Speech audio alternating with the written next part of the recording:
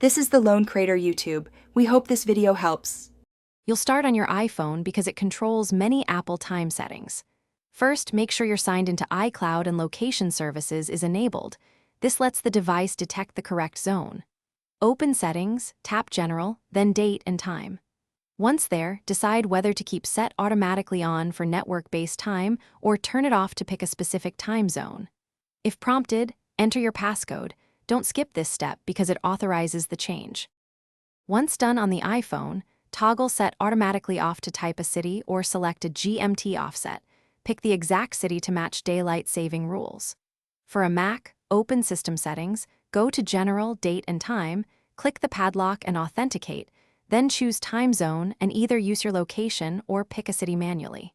Make sure both devices reflect the same selection so calendars and reminders align.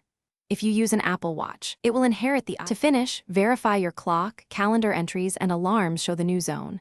Open Calendar and a few events to confirm times shifted correctly. If devices don't sync, restart them or toggle iCloud syncing for date and time to force an update. If you can't change the setting, check screen time restrictions, make sure location services and system updates are current, or sign out of iCloud and back in. If problems persist, update iOS/macOS and try again. Most fixes come from restarting and removing restrictions. Thanks for watching. Consider subscribing if we helped you.